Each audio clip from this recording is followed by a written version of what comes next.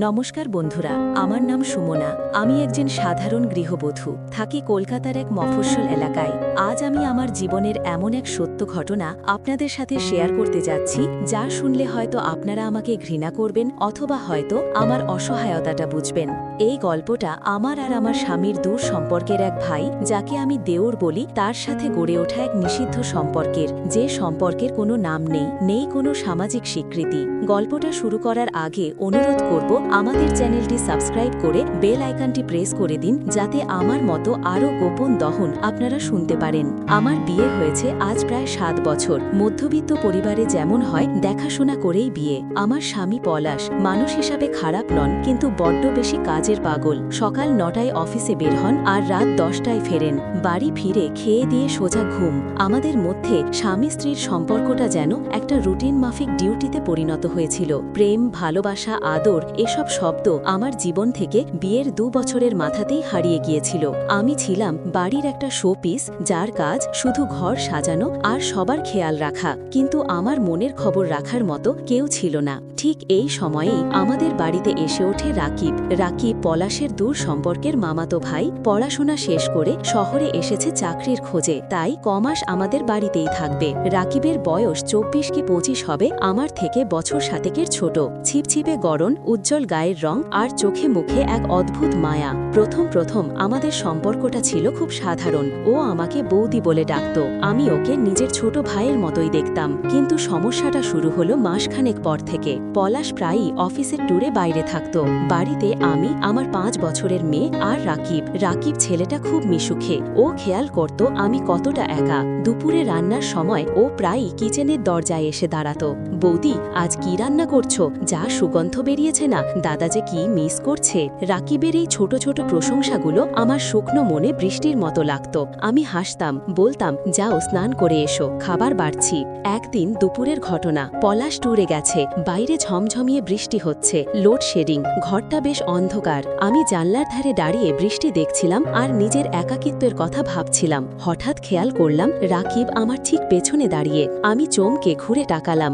ও খুব কাছে দাঁড়িয়েছিল, এতটাই কাছে যে ওর নিঃশ্বাসের শব্দ আমি শুনতে পাচ্ছিলাম। অন্ধকারেও ওর চোখের ওই চাউনি আমি স্পষ্ট দেখতে পেলাম। ওটা সাধারণ দেউরের চাউনি ছিল না। ও আমার চোখের দিকে তাকিয়ে ফিসফিস করে বলল, বৌদি, তুমি কি জানো তোমাকে শাড়িতে কতটা সুন্দর লাগে? দাদা তো তোমার দিকে তাকানোর সময় পায় না, কিন্তু আমি পারি না। আমি চাইলেও চোখ ফেরাতে পারি না।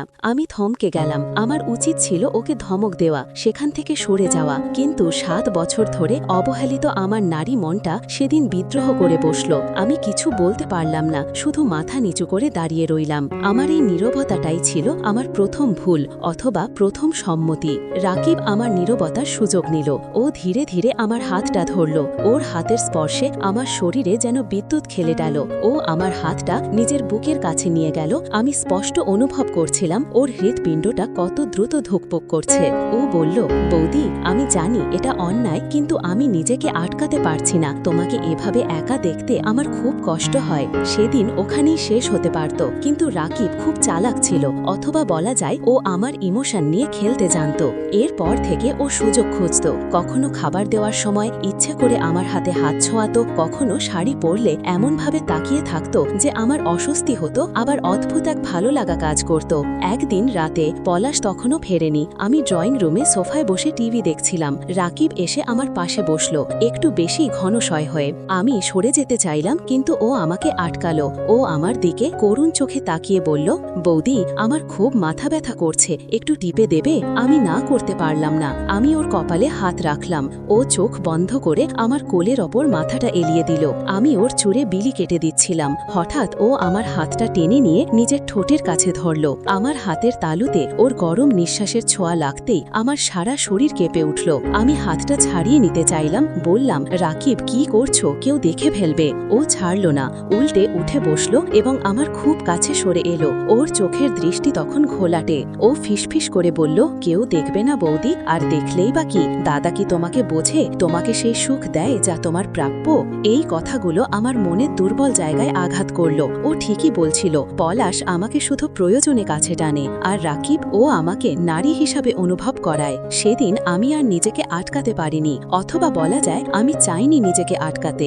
রাকিব যখন ওর হাতটা আমার কোমরে রাখল, আমি কোনো বাধা দেইনি। ওর স্পর্শে আমার শরীরের প্রতিটা লোমকূপ দাঁড়িয়ে গিয়েছিল। আমি জানতাম আমি পাপ করছি, কিন্তু সেই মুহূর্তে ওই পাপটাই আমার কাছে অমৃত মনে হচ্ছিল। সেদিন রাতের সেই মুহূর্তটা আমার জীবনের মোড় ঘুরিয়ে দিয়েছিল। রাকিব আমার দিকে এমনভাবে তাকিয়েছিল যেন ও আমাকে গিলে খাবে। ওর ওই ক্ষুধার্ত দৃষ্টি আমার ভেতরকার সুপ্ত বাসনাগুলোকে জাগিয়ে তুলেছিল। ও যখন আলতো করে আমার গালের ওপর হাত রাখল, আমার চোখ আপনা আপনি বন্ধ হয়ে গেল। আমি অনুভব করলাম ওর গরম নিঃশ্বাস আমার কানের কাছে।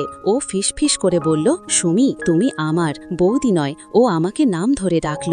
আমি নিজের উপর নিয়ন্ত্রণ হারিয়ে ফেললাম। ওর বলিষ্ঠ দুই হাত যখন আমাকে কাছে টেনে নিল, আমি কোনো প্রতিরোধ করলাম না, বরং আমি ওর বুকে মাথা রেখে নিজের সমর্পণ ঘোষণা করলাম। ও আমাকে জড়িয়ে ধরল।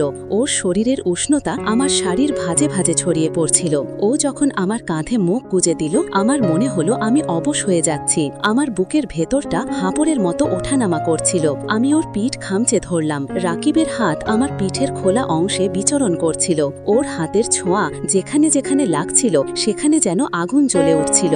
ও আমাকে সোফার সাথে চেপে ধরল, আর আমি মন্ত্রমুগ্ধের মতো ওর প্রতিটি স্পর্শ গ্রহণ করতে থাকলাম। আমাদের ঠোঁট যখন একে অপরের সাথে মিলিত হলো, তখন মনে হলো পৃথিবীর আর কোনো কিছুর অস্তিত্ব নেই, শুধুই আমরা দুজন আর আমাদের এই নিষিদ্ধ ভালো লাগা। সেই রাতের পর থেকে আমাদের সম্পর্কটা অন্য রূপ নিল। পলাশ বাড়িতে থাকলে আমরা সাধু সেজে থাকতাম, কিন্তু পলাশ বেরোলেই আমরা মেতে উঠতাম আমাদের এই গোপন খেলায়। কিন্তু কিছুদিন যেতেই আমি বুঝতে পারলাম আমি একটা ফাঁদে পা দিয়েছি। আমি যখনই বিবেকের দংশনে এই সম্পর্ক থেকে বেরিয়ে আসতে চাইতাম, রাকিব তখনই ইমোশনাল ব্ল্যাকমেইল শুরু করত।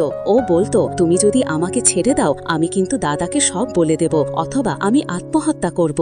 কখনো বা ও আমার কোনো গোপন মুহূর্তের ছবি দেখিয়ে ভয় দেখাতো, যা ও আমার অজান্তেই তুলে রেখেছিল। একদিন আমি ওকে বললাম, রাকিব, চল এসব বন্ধ করি, পলাশ সন্দেহ করছে। রাকিব তখন আমার দিকে তাকিয়ে এমন একটা বাঁকা হাসি দিল যা আমি আগে কখনো দেখিনি। ও এগিয়ে এসে আমার চিবুক ধরে বলল, এত সহজে কি ছাড়া যায় বৌদি? তুমি তো এখন আমার নেশা, আর এই নেশা আমি ছাড়ব না। তোমাকে আমার কথা মতো চলতে হবে। এখন আমি জানি না আমি কি করব। একদিকে সংসার, সমাজ, আমার মেয়ে, আর অন্যদিকে রাকিবের এই পাগলামি আর ব্ল্যাকমেইল। শুরুতে যা ছিল আবেগের আশ্রয়, এখন তা হয়েছে গলার ফাঁস। আমি রোজ রাতে পলাশের পাশে শুয়ে ছটপট করি, আর ওপাশের ঘরে রাকিব হয়তো নতুন কোনো ফোন দিয়ে আটে। এই সম্পর্ক আমাকে শারীরিক সুখ দিয়েছে ঠিকই, কিন্তু কেড়ে নিয়েছে আমার মানসিক শান্তি। আমি এখন এক জীবন্ত লাশ।